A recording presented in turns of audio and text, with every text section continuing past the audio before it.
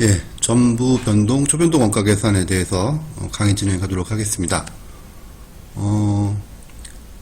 이 챕터의 핵심 내용은요, 여러분들 이 각 방법에 따라서 원가 계산 방법에 따라서 영업이익을 계산하실 수 있으면 되고요.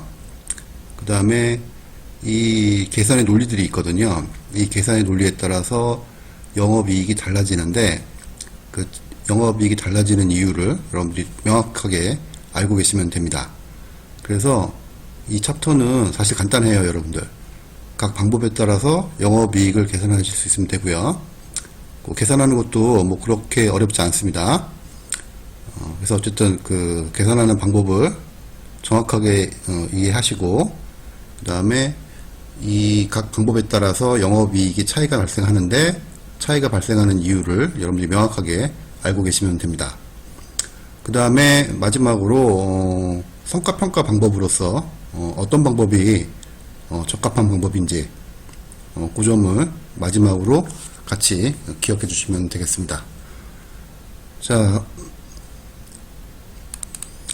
시간 관계상 제가 좀 미리 좀 써놨는데, 자, 여기 잠깐 보시면은요, 계산 개념인데, 먼저 이 전부 원가는요, 앞서도 누차 말씀드렸습니다만, 전부 원가는 재무회계, 즉 외부 보고용 원가 계산 개념이죠.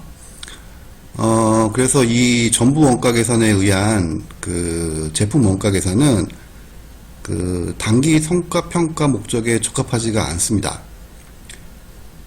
그 가장 중요한 이유는 뭐냐면 여기 이제 써놨는데 이 생산량에 따라서 영업이익이 변동할 가능성이 있어요. 즉 판매량이 아니라 물론 이제 판매량에 따라서도 같이 변동하긴 하는데 생산량에 따라서 영업이익이 변동할 가능성이 있습니다. 요 점이 포인트예요, 여러분들. 전부 원가는 생산량에 따라서 영업이익이 변동할 가능성이 있어요.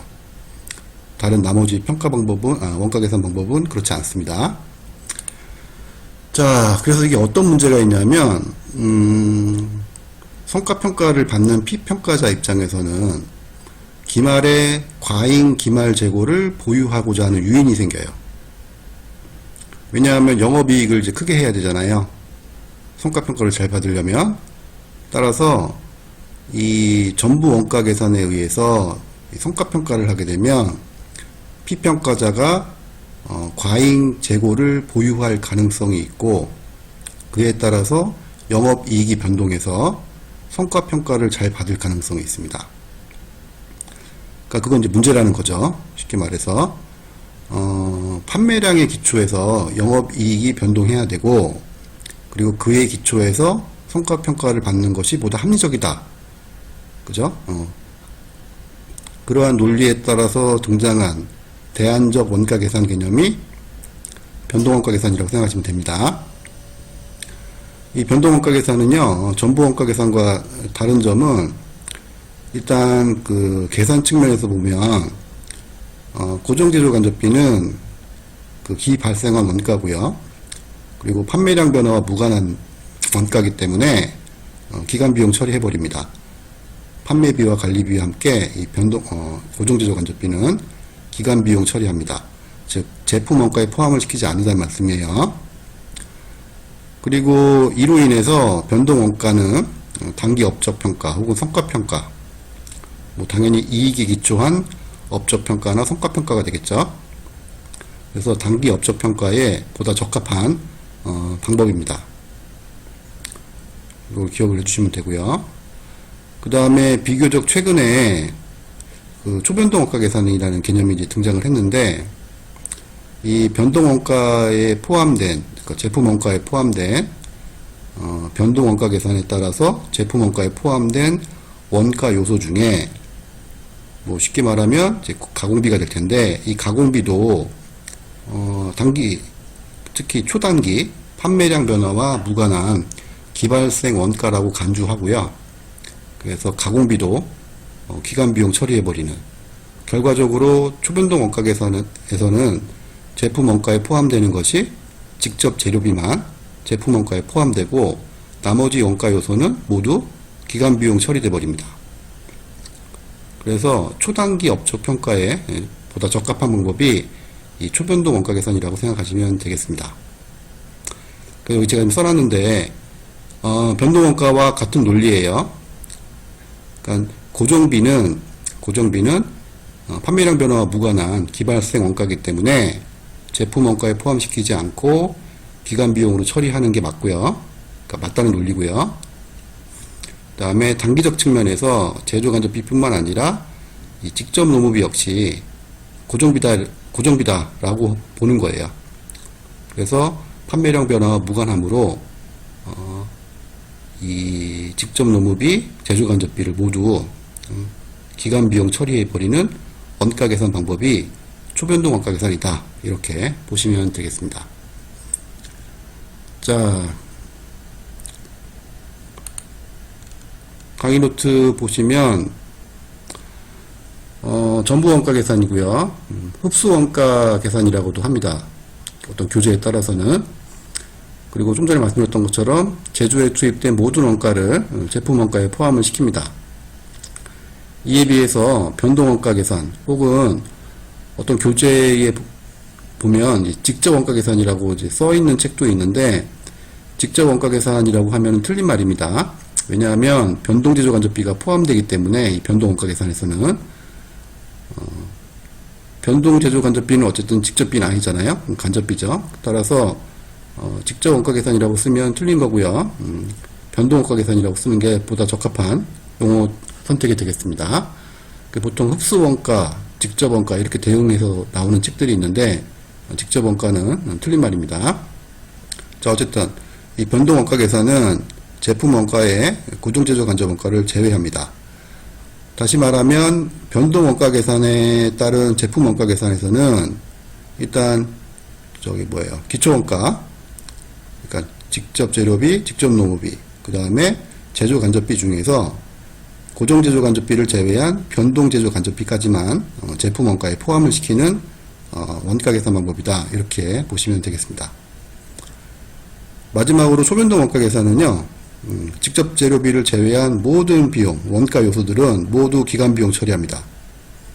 즉, 직접 재료비만 제품 원가를 구성한다고 보시면 될 것 같고요. 이 초변동 원가 계산은 이 제약이론에서 제안한 원가 계산 개념인데, 관심 있으신 분들은 요걸 한번 찾아보시면 괜찮을 것 같아요. 저희 시간 관계상 자세히 보지는 않겠습니다. 자, 어쨌든 이렇게 해서 이 세 가지 원가 계산 개념의 기초에서 영업이익을 계산하고, 그리고 그 차이가 왜 발생하는지 여러분들이 명확하게 이해하시면 됩니다. 그게 가장 중요해요. 이 챕터에서는. 자, 예제가 나오는데 이런 이제 자료가 있고요. 원가 자료가 있고, 각 방법에 따라서 손익계산서를 작성해봐라. 이제 영업이익을 계산하면 됩니다. 자, 각각의 방법이 계산 논리가 차이가 있기 때문에 영업이익은 다르게 계산이 될 거예요. 자, 마찬가지로 지금 제가 미리 좀 써놨습니다.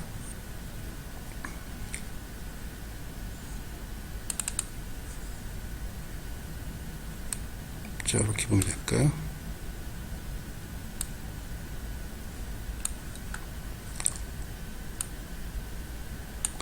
이게 해답이 다음 페이지에 있어서 제가 좀 미리 써놨어요. 이렇게 왔다 갔다 하면서 보기가 좀 불편해서 좀 미리 써놨습니다. 자, 여기 볼게요. 자, 이 문제고요. 일단 전부원가 먼저 보겠습니다. 전부원가 계산의 기초에서 영업이익을 뽑으시면 돼요. 자, 매출액, 그 다음에 매출원가, 그 다음에 매출총이익, 그 다음에 판매비와 관리비 차감해서 영업이익 구하면 되죠. 자, 매출액을 구해보겠습니다. 매출액은 지금 판매량이 400만원 개죠? 400만원 개. 그 다음에 판매 단가가 500원입니다. 그래서 이 금액이 나오는데 20억인가요, 지금? 2,000원에 100만원이니까 20억일 것 같아요, 지금. 어쨌든 100만원 단위가 들어가니까 좀 읽기가 귀찮은데, 어쨌든 매출액은 이렇게 금액이 나오고요. 그 다음에 매출원가는 뭐 다들 아시는 바와 같이 기초재고액에다가 단기 생산액을 더한 후에 기말재고액을 차감해서 구하죠. 예, 근데 이 문제는 계산을 편하게 하기 위해서 재고가 없는 걸로 지금 간주했어요. 그래서 기초재고는 모두 0입니다. 기초재고는 0이다. 자, 그러면 이제 단기 생산액을 구한 다음에 기말재고액을 차감하면 되겠죠. 자, 단기 생산액 계산해 보시면 일단 단위당 직접재료 원가가 80원이고요. 직접 노무 원가가 10원입니다. 그 다음에 변동제조 간접 원가가 50원이에요. 그 다음에 총 제조 간접 원가가 지금 450원이 있는데 100만원 단위는 그 이야기 편의상 삭제하고 말씀을 드릴게요. 생략하고. 자, 어쨌든 총 제조 간접 원가는 지금 450원이 있는데, 자, 제품 원가를 계산하기 위해서 이거를 생산량으로 나눠야 되겠죠? 그래서 단위당 고정 제조 간접 원가를 계산하면 되겠습니다. 그러면 지금 생산량이 500만 개니까 500만 개로 이 금액을 나눠주면 되겠죠. 총 고정 제조 간접 원가를. 그러니까 나눠주시면 이렇게 단위당 90원이 나옵니다. 90원이. 그래서 이 금액을 지금 합해서 단기 생산량이 지금 500만 개죠? 곱해주시면 해당되는 금액이 이제 계산이 됩니다. 됐죠? 여기까지는 우리 지금까지 했던 그 내용들이에요. 뭐 새로운 내용이 없습니다, 여러분들. 자, 어쨌든, 자, 단기 생산액을 이렇게 구하고요. 이제 기말재고액을 구하면 되겠습니다. 생산 단가는 이제 같을 거고요. 기말재고 수량이 몇 개인지 확인하시면 되죠? 지금 생산량은 500만 개인데, 판매량은 400만 개니, 당연히 기말재고 그 수량은 100만 개가 되겠죠? 그래서, 제조 단가에다가 100만 개를 곱해주시면, 기말재고액은 이 해당하는 금액이 계산이 되겠습니다.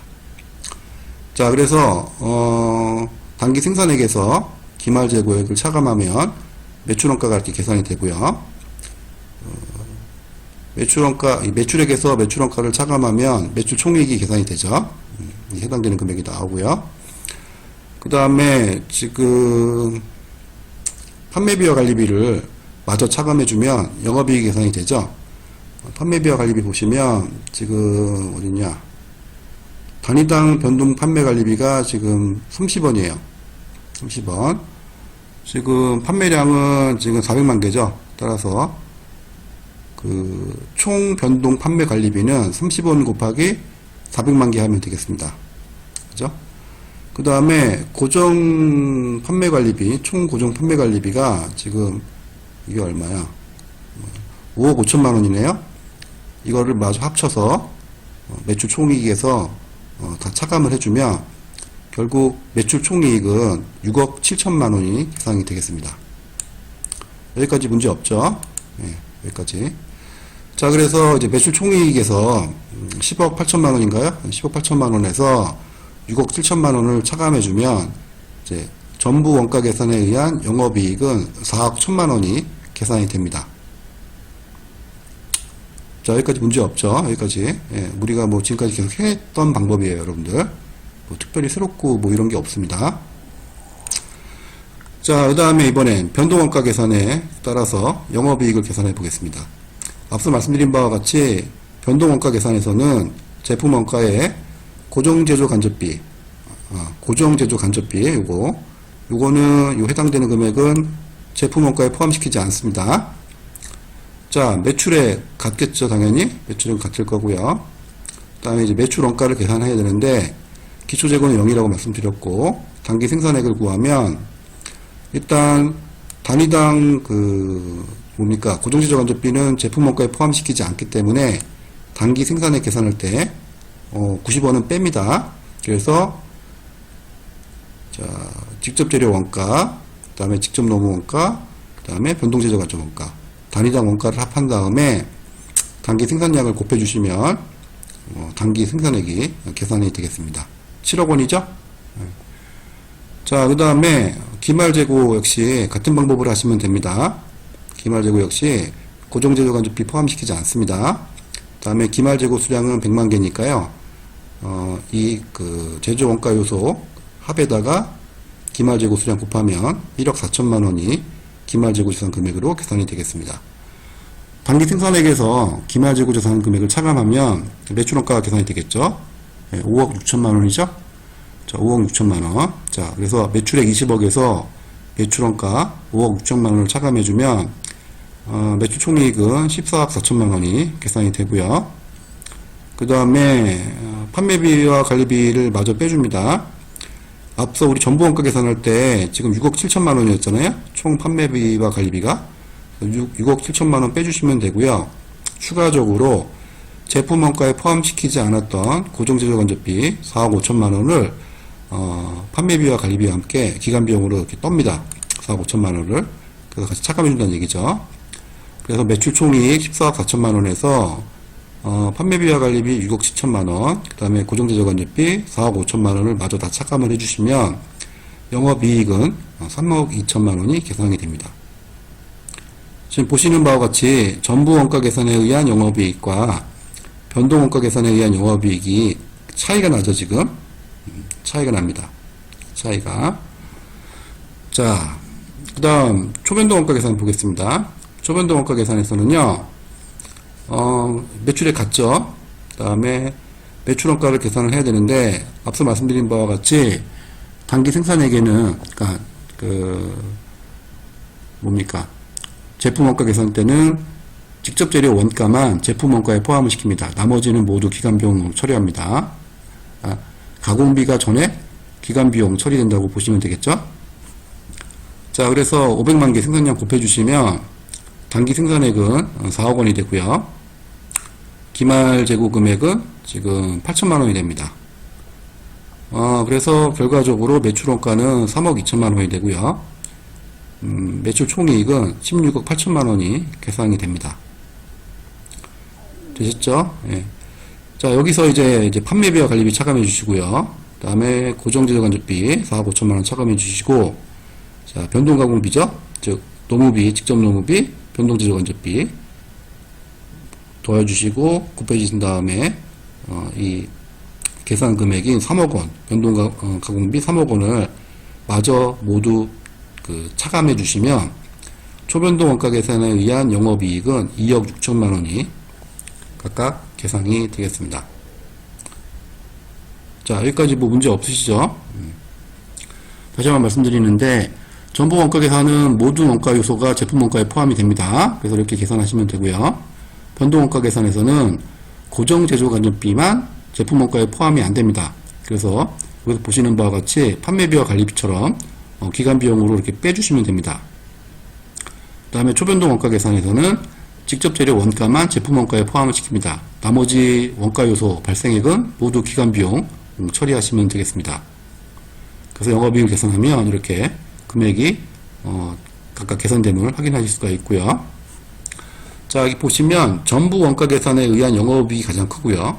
그 다음이 변동 원가, 그 다음이 초변동 원가 계산에 의한 영업이익입니다. 그래서 초변동 원가 계산에 의한 영업이익이 가장 작습니다.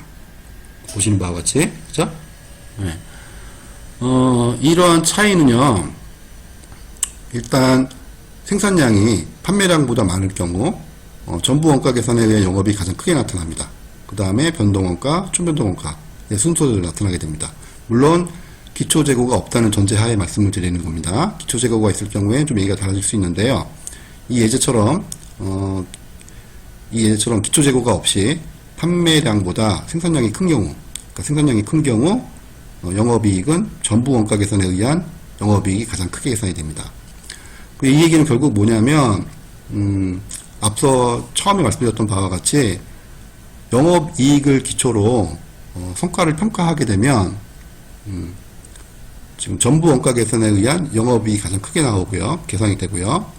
전부 원가는 지금 보시는 바와 같이 판매량보다 생산량이 많을 경우 영업이익이 크게 계산이 됩니다. 결국 그 성과평가를 받는 피평가자는 판매량을 증대시키기보다는 생산량을 증대시켜서 영업이익을 증대시킬 유인이 생기게 됩니다. 결과적으로 성과평가가 왜곡되는 거죠. 많은 판매를 통해서 성과평가가 높게 이루어져야 되는데, 높은 성과평가가 이루어져야 되는데, 이건 단순히 생산량이 늘어났다는 이유로 영업이익이 크게 계산되고, 그리고 그의 기초에서 성과평가를 잘 받았다면 좀 문제가 있죠.